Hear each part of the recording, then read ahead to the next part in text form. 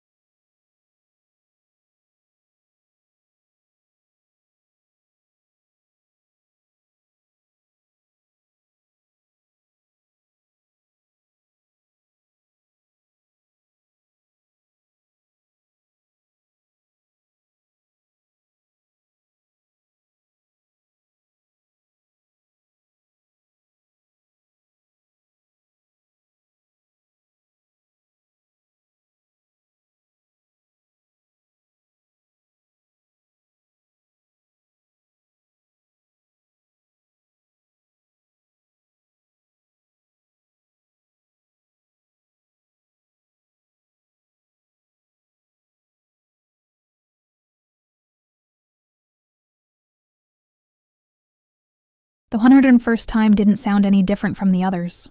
We were sitting at the dining table. His phone was in his hand, his attention somewhere else, like always. I had spent the entire day preparing his favorite meal. Not because I had to, but because I still believed small efforts could fix big cracks. But he barely touched the food. "This isn't working," he said flatly. My hands froze. "I think we should just end this. I mean it this time, Aisha. This time." He had said that before. Many times.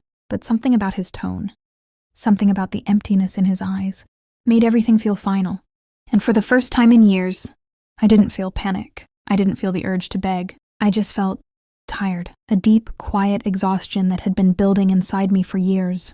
I looked at him, really looked at him, at the man I had loved, the man I had fought for, the man who had slowly turned my love into something painful. And I realized something that changed everything. He wasn't afraid of losing me. He was comfortable knowing I would never leave, that I would always choose him, even when he didn't choose me. That's why he kept saying it. Divorce wasn't a decision for him. It was a weapon, a way to control the conversation, a way to remind me that I was replaceable. And I had let him. For 7 years, I had let him. I took a slow breath. And then, in the calmest voice I had ever used, I said, "Okay." He blinked. "What?" I didn't raise my voice. I didn't cry. I just repeated, "Okay, if that's what you want." I agree. The silence that followed felt heavier than any argument we had ever had. For the first time, he looked at me like he didn't recognize me. "No, I mean," he stuttered, sitting up straight. "You don't have to react like that." "React like what? Calm? Peaceful? Done?" "You've been asking for this for a long time," I said quietly. "I'm just finally listening."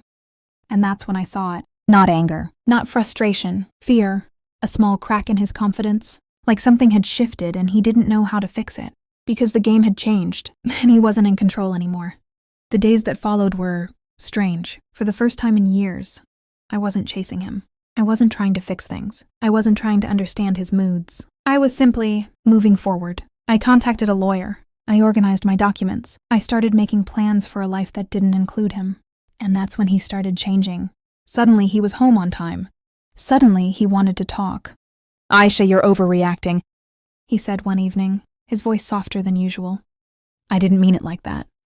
I looked at him, and for the first time I saw the truth. He never expected me to leave. He expected me to stay, no matter how many times he pushed me away. "I meant it," I replied calmly. Every time I said okay, I meant it. He ran his hand through his hair, pacing the room. "You're throwing everything away over a few words?"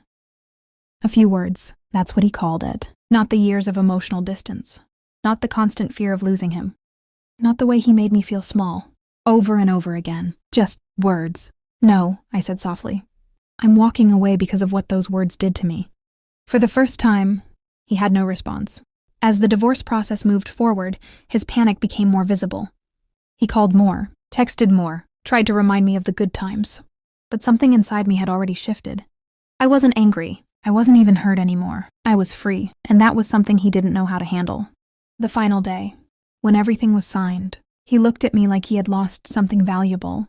"Are you really okay with this?" he asked quietly. I paused. For a moment, I thought about the girl I used to be. The one who cried, the one who begged, the one who believed love meant losing yourself. And then I smiled. Not out of happiness, but out of peace. "Yes," I said, "I am." Because the truth is, my revenge wasn't loud. I didn't expose him. I didn't hurt him the way he hurt me. I simply stopped loving someone who didn't value me. And sometimes, that's the strongest revenge of all. Moral reflection. Never stay where your worth is questioned again and again. Love should feel safe, not like a constant threat. The moment you stop begging for someone to stay is the moment you finally find your strength.